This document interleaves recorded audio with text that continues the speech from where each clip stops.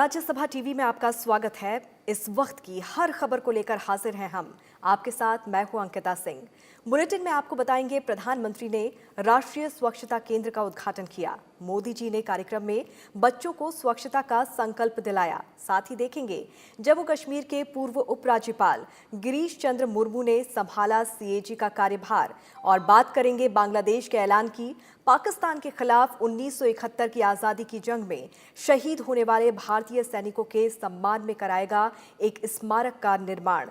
इसके अलावा बात करेंगे कोझिकोड में हुए एयर इंडिया एक्सप्रेस विमान हादसे और देश में कोरोना के बढ़ते मामलों की। आइए शुरुआत करते हैं बुलेटिन की।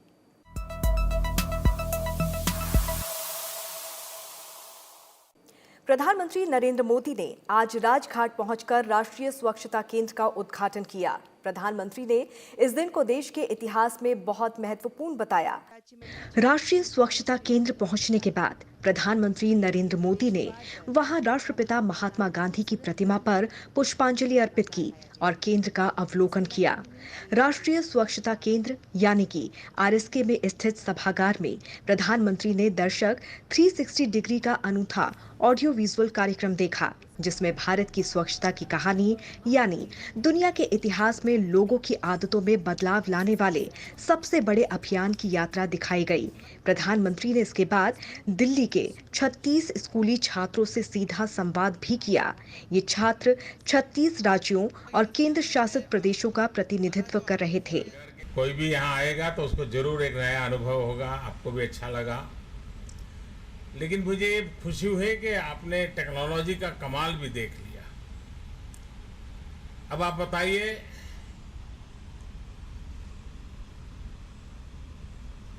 हाँ। जय हिंद सर, मेरा नाम पॉल कायलसांग है। कहाँ से हैं? सर मैं मणिपुर से 10वीं कक्षा का छात्र हूँ। मुझे वीडियो गेम्स खेलना बहुत पसंद है। अच्छा। इसलिए मुझे स्वच्छता गेम्स खेलने में सबसे ज़्यादा मज़ा आया। तो आप वैसे समय कितना लगा देते हैं वीडियो गेम में? समय वीडियो गेम्स खेलने में मज़ा जो आता है, इसलिए तो घर के सब लोग नाराज हो जाते होंगे आपसे? हो जाते हैं कभी कभी। Bureau report, Rajya Sabha TV. प्रधानमंत्री नरेंद्र मोदी ने आज से 15 अगस्त तक यानी स्वतंत्रता दिवस तक देश में एक सप्ताह तक गंदगी भारत छोड़ो अभियान चलाने का आह्वान किया है। उन्होंने कहा कि स्वच्छ भारत अभियान ने हर देशवासी के आत्मविश्वास और आत्मबल को बढ़ाया है, लेकिन इसका सबसे अधिक लाभ देश के गरीब के जीवन पर दिख रहा है। प्रधानमंत्री नरेंद्र मोदी ने आज राष्ट्रीय स्वच्छता केंद्र को उद्घाटन के बाद अपने संबोधन में ये बात कही। उन्होंने कहा कि स्वच्छ भारत अभियान से हमारी सामाजिक चेतना, समाज के रूप में हमारे आचार व्यवहार में भी स्थायी परिवर्तन आया। राष्ट्रीय स्वच्छता केंद्र के उद्घाटन के मौके पर प्रधानमंत्री नरेंद्र मोदी ने गंदगी भारत छोड़ो का नारा दिया। उन्होंने कहा कि देश को कमजोर बनाने वाली बुराइयां भारत छोड़ें, इससे बेहतर कुछ नहीं हो सकता। उन्होंने कहा कि इसी सोच के साथ बीते 6 साल से देश में एक व्यापक भारत छोड़ो अभियान चल रहा है। जैसे गंगा जी की निर्मलता को लेकर हमें उत्साहजनक परिणाम मिल रहे हैं, वैसे ही देश की दूसरी नदियों को भी हमें गंदगी से मुक्त करना है। यहाँ पास में ही यमुना जी है। यमुना जी को भी गंदे नालों से मुक्त करने का अभियान, उसको हमें तेज करना होगा। ये करते समय 2 गज की दूरी, मास्क है जरूरी, इस नियम को हमने भूलना नहीं है। कोरोना वायरस हमारे मुंह और नाक के रास्ते ही फैलता भी है और फलता फूलता भी है। ऐसे में मास्क, 2 गज की दूरी और सार्वजनिक स्थानों पर ना थूकने के नियम का सख्ती से पालन करना है। प्रधानमंत्री ने कहा कि स्वच्छ भारत अभियान से देश की लाखों बेटियों को बिना रुके पढ़ाई का भरोसा मिला। इसकी वजह से लाखों गरीब बच्चों को बीमारियों से बचने का उपाय मिला है। देश के करोड़ों दलितों, वंचितों, पीड़ितों, शोषितों, आदिवासियों को समानता का विश्वास मिला है। प्रधानमंत्री नरेंद्र मोदी ने कहा कि स्वच्छ भारत अभियान से बनी आदतों की वजह से देश को कोरोना के खिलाफ लड़ाई में भी मदद मिल रही है।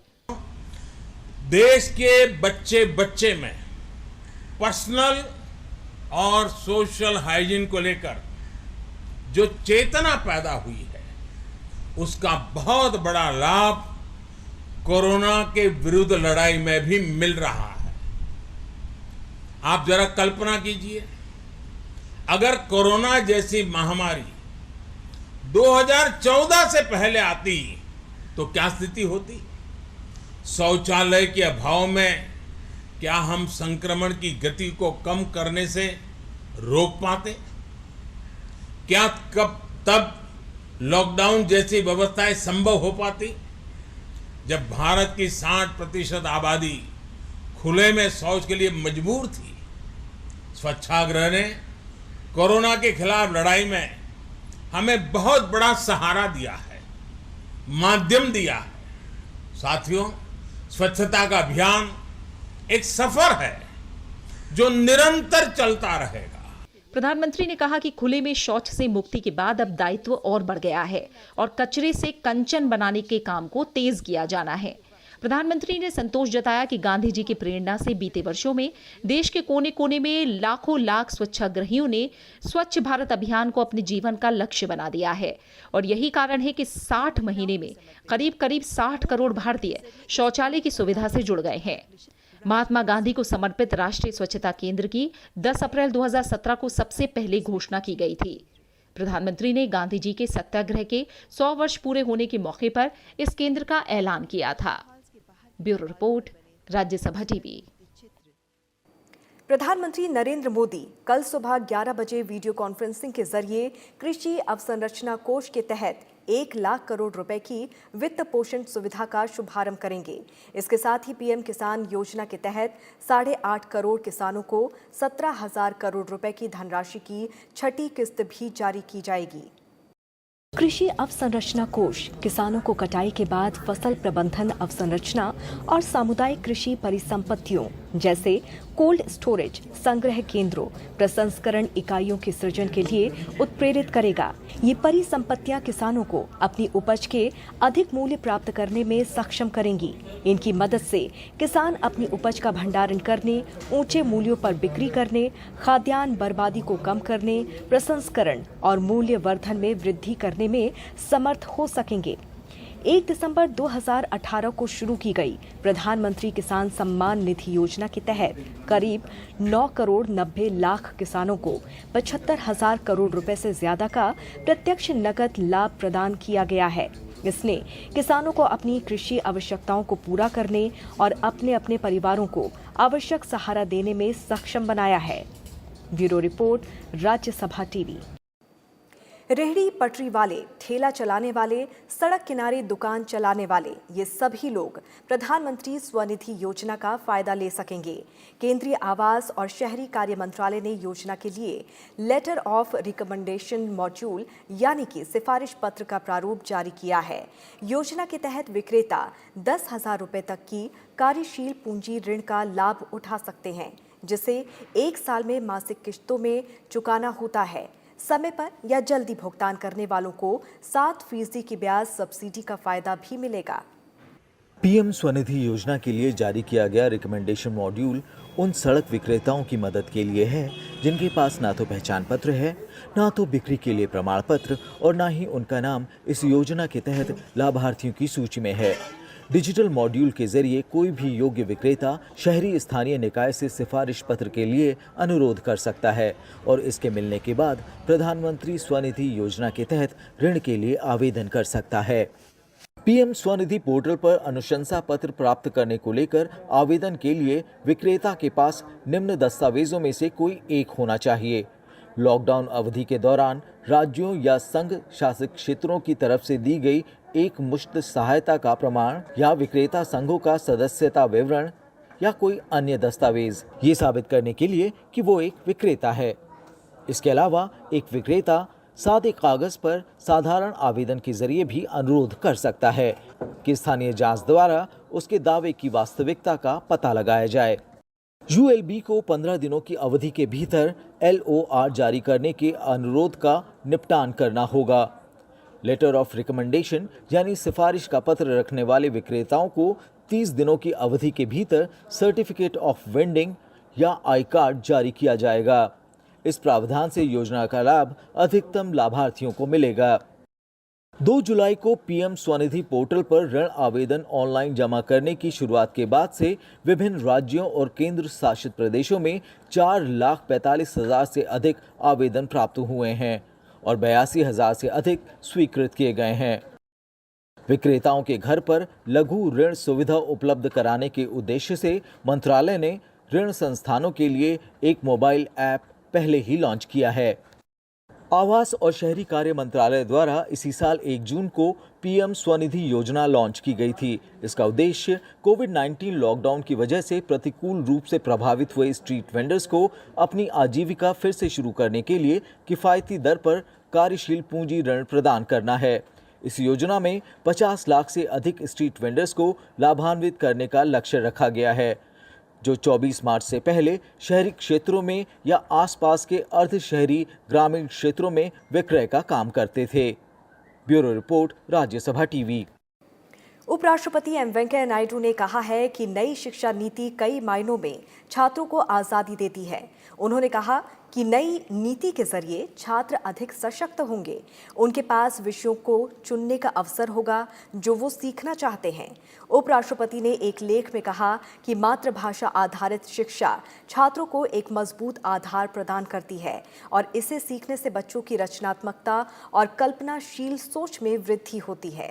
उपराष्ट्रपति एम वेंकैया नायडू ने कहा है कि राष्ट्रीय शिक्षा नीति 2020 भारत के शिक्षा जगत में मील का पत्थर साबित होगी।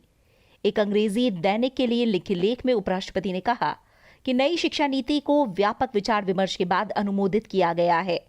उन्होंने कहा कि ये नीति व्यापक, समग्र, दूरदर्शितापूर्ण है और निश्चित रूप से भविष्य में राष्ट्र विकास को सुगम बनाने में बहुत महत्वपूर्ण साबित होगी। 2016 में TSR सुब्रमण्यम समिति और के कस्तूरी रंगन समिति द्वारा इस कार्य को अंजाम देने के लिए उपराष्ट्रपति ने सराहना भी की। उपराष्ट्रपति ने कहा कि नई शिक्षा नीति में समग्र, शिक्षार्थी केंद्रित, लचीली प्रणाली पर जोर दिया गया है, जिसका उद्देश्य भारत को एक जीवंत ज्ञान समाज में बदलना है। इसमें न्याय संगत ढंग से भारत की जड़ों और गौरव के बीच संतुलन साधा गया है।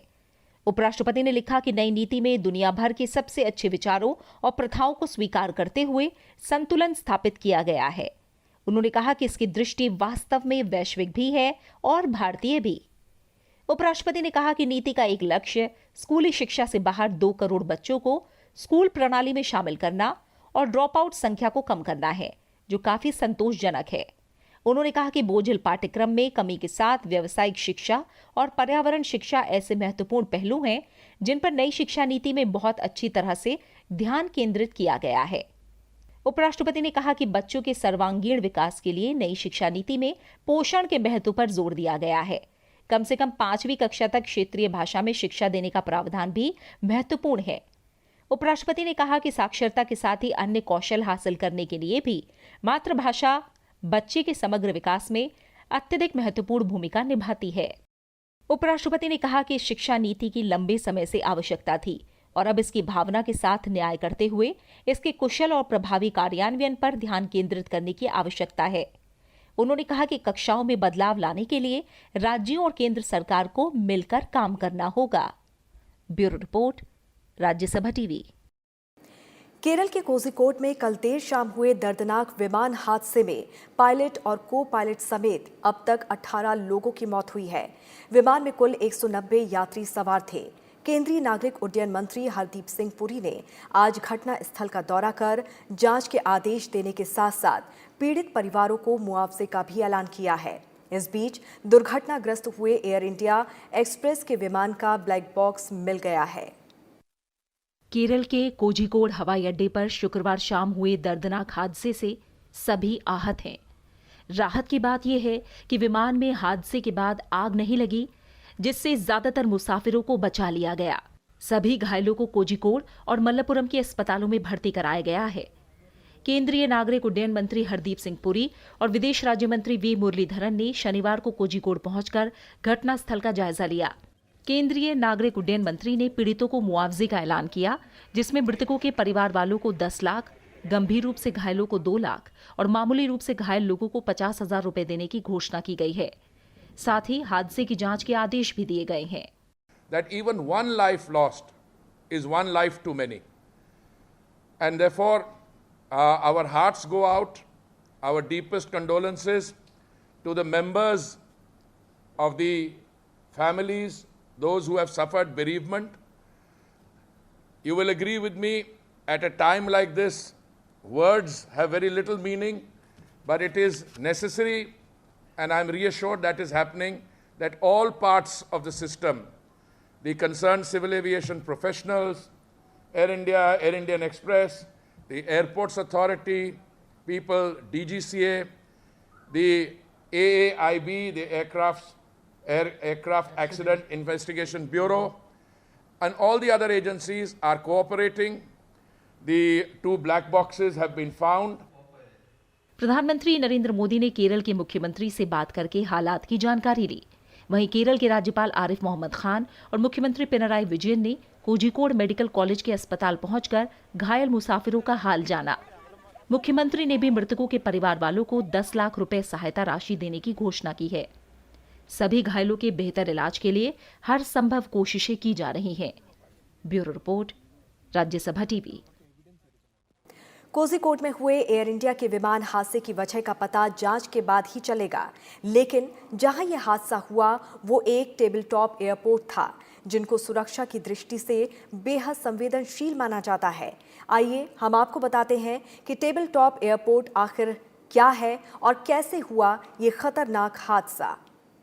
वंदे भारत मिशन के तहत दुबई से यात्रियों को कोझिकोड ला रहे एयर इंडिया के विमान 91344 ने अपने तय समय पर उड़ान भरी। विमान कोझिकोड इंटरनेशनल एयरपोर्ट पहुंचने ही वाला था, लेकिन किस्मत को कुछ और ही मंजूर था। खराब मौसम और तेज बारिश की वजह से विमान कोझिकोड के टेबल टॉप रनवे पर जहां लैंड करते वक्त रनवे पार कर दीवार से टकराकर 35 फीट खाई में गिरकर 2 टुकड़े हो गया। हादसा इतना भीषण हुआ कि उसके बाद भी विमान में एक टुकड़ा और हुआ। दरअसल कोझिकोड एयरपोर्ट एक छोटी सी पहाड़ी पर बनाया गया है, जो भौगोलिक रूप से टेबल टॉप है। अधिकतर टेबल टॉप रनवे पठार या पहाड़ के टॉप पर ही बने होते हैं। ये रनवे आम एयरपोर्ट के रनवे से काफी छोटे होते हैं। पट्टी के किनारे घाटी होने के कारण ये एयरपोर्ट लैंडिंग के लिए बेहद खतरनाक माने जाते हैं। बारिश और धुंध के मौसम में यहाँ लैंडिंग करवाना खतरनाक हो जाता है। ऐसे में विमानों के फिसलने का खतरा ज्यादा रहता है। कर्नाटक के मंगलुरु, मिजोरम, सिक्किम, हिमाचल प्रदेश के शिमला और कुल्लू के एयरपोर्ट पर भी टेबल टॉप रनवे है। इससे पहले साल 2010 में मंगलुरु इंटरनेशनल एयरपोर्ट पर दुबई से आ रहा एयर इंडिया का विमान रनवे पर फिसलकर गहरी खाई में जा गिरा था। इस हादसे में 158 लोग मारे गए थे। विमान के क्रू मेंबर समेत 166 लोग सवार थे। डीजीसीए ने ऐसे हादसों से बचने के लिए विशेष निर्देश जारी करते हुए, जिनकी समय समय पर समीक्षा होती रहती है, साथ ही इन उड़ानों को संचालित करने के लिए विशेष योग्यता वाले चालकों को शामिल किया हुआ है। Bureau report, Rajya Sabha TV. Jammu Kashmir में नए लेफ्टिनेंट गवर्नर मनोज सिन्हा की शपथ लेने के साथ ही एक दौर की शुरुआत हो रही है।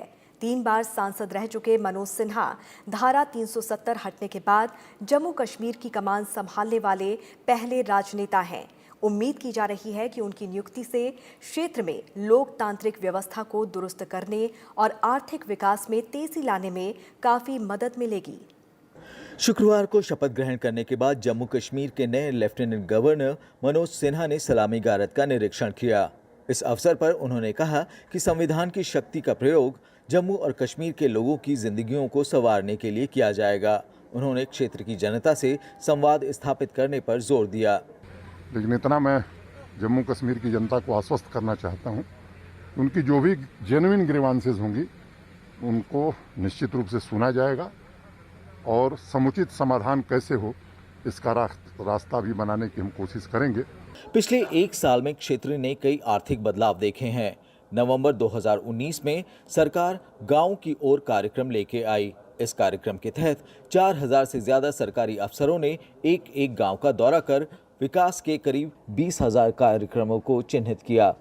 आज इसमें से करीब 7,000 कार्यक्रम पूरे कर लिए गए हैं। अब इरादा है क्षेत्र के किसानों की आय को दोगुनी करने का।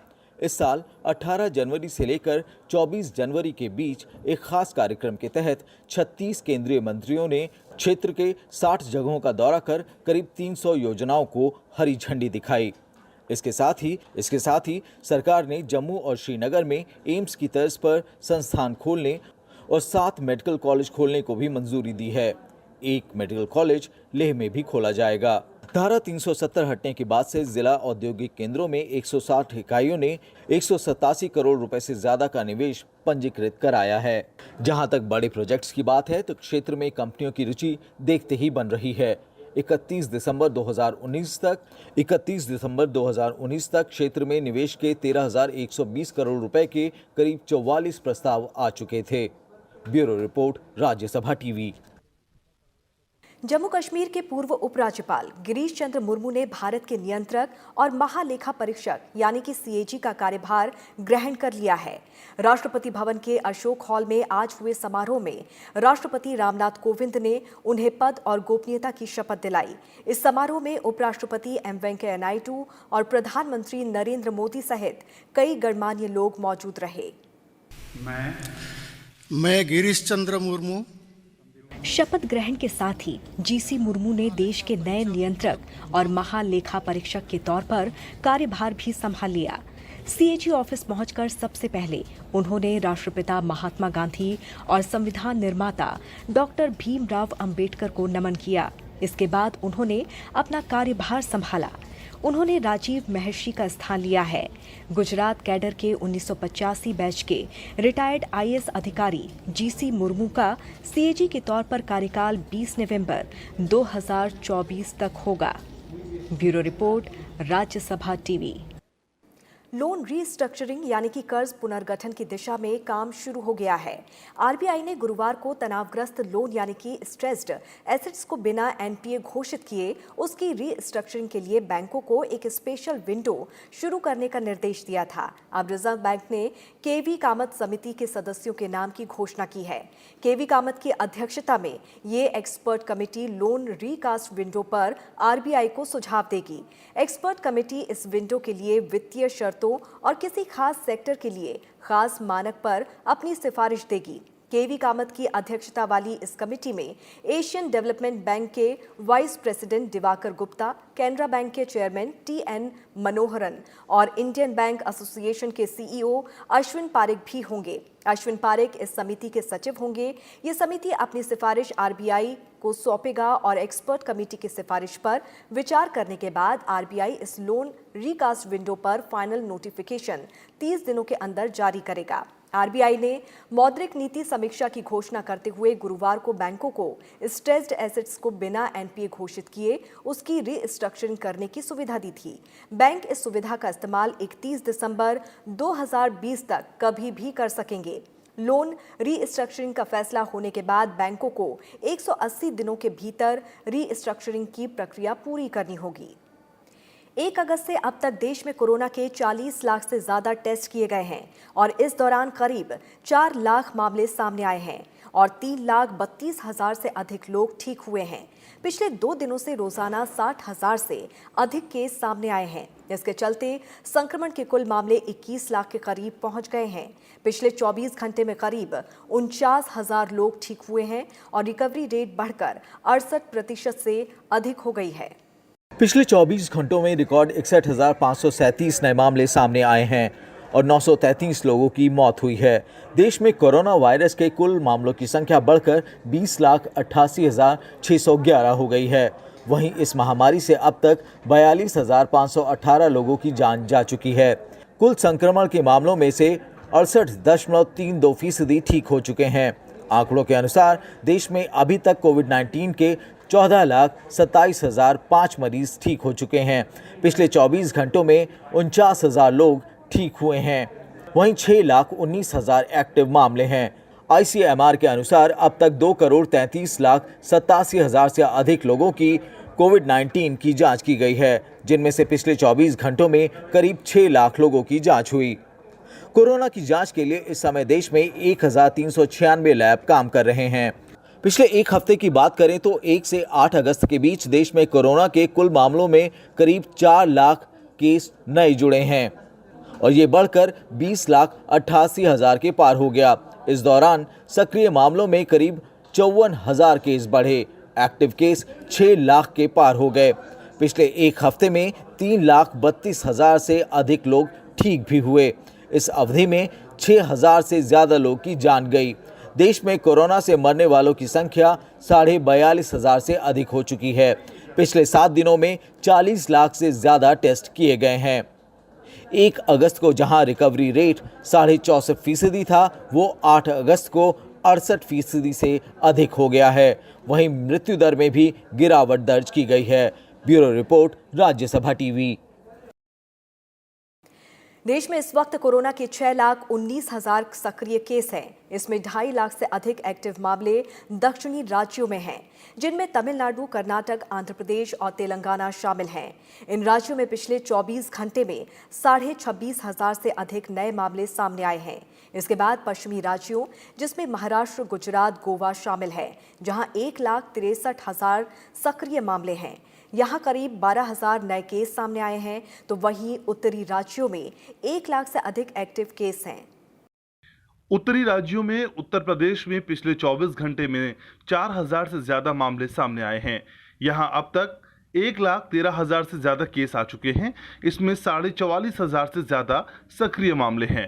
दिल्ली में 1,000 से ज्यादा नए मामले सामने आए हैं। यहाँ कुल 1,42,000 केस आ चुके हैं। लेकिन राहत की बात है कि 10,400 ही सक्रिय मामले बचे हैं।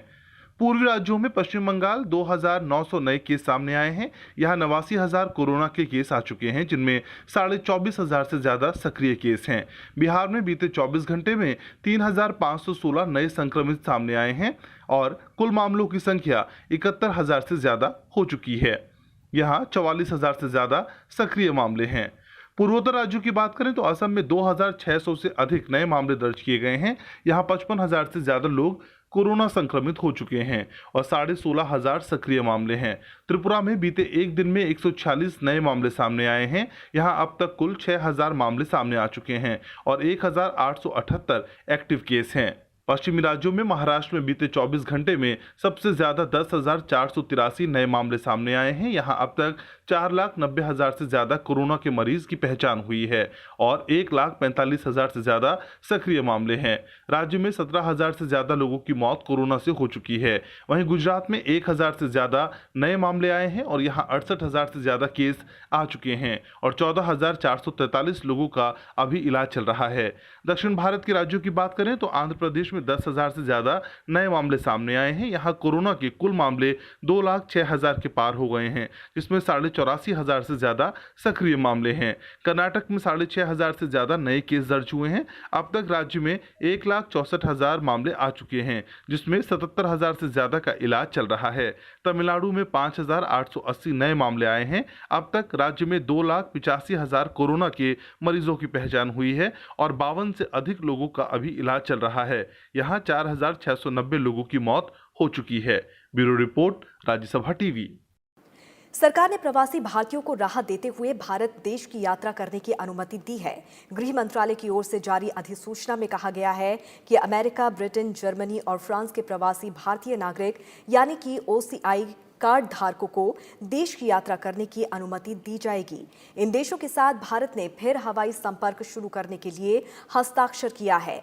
इन देशों के लोगों को भी व्यापार, चिकित्सा और रोजगार जैसे उद्देश्यों के लिए भारतीय वीजा सुविधा प्राप्त करने की अनुमति दी गई है। कोरोना के चलते इस पर रोक लगी हुई थी, तो वहीं भारत आने वाले अंतर्राष्ट्रीय यात्रियों के लिए नए दिशा निर्देश आज से लागू हो गए हैं।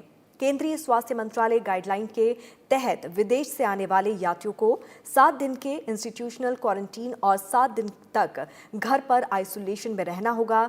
गर्भवती महिलाओं, गंभीर बीमार और परिवार में मृत्यु की स्थिति में घर पर 14 दिन के होम क्वारंटीन की अनुमति होगी। आज 8 अगस्त है। भारतीय इतिहास में महत्वपूर्ण दिन है। इस दिन 1942 में महात्मा गांधी के नेतृत्व में देश ने अंग्रेजों को भारत छोड़ो आंदोलन शुरू किया था। उपराष्ट्रपति एम वेंकैया नायडू ने ट्वीट कर इस दिन को याद किया। उन्होंने लिखा कि समाज के हर वर्ग ने इस आंदोलन में भाग लिया और देश की स्वतंत्रता के महान लक्ष्य को सिद्ध करने के लिए एकनिष्ठ प्रयास किया। इस अवसर पर हमारी आजादी के लिए अपना वर्तमान न्योछावर करने वाली पीढ़ी के प्रति कृतज्ञता प्रकट करें। उन्होंने जिस आजाद, आत्मनिर्भर, समावेशी और सक्षम भारत का स्वप्न देखा था, उसे सिद्ध करने का संकल्प लें। यही उन महान बलिदानियों को हमारी सच्ची श्रद्धांजलि होगी। उपराष्ट्रपति ने ट्वीट कर कहा कि हमारी आजादी हमारी आत्मनिर्भरता के साथ पूरी होगी। देश को युवा उद्यमियों की प्रतिभा पर विश्वास है। उन्हें नए प्रयोग, नए इनोवेशन का अवसर मिले। हमारा लक्ष्य आत्मनिर्भर और सक्षम भारत को वैश्विक वित्तीय आपूर्ति और सूचना तंत्र में महत्वपूर्ण भागीदार बनाना होना चाहिए। इसी के साथ इस बुलेटिन में फिलहाल इतना ही। आप जुड़े रहिए राज्यसभा टीवी के साथ। नमस्कार।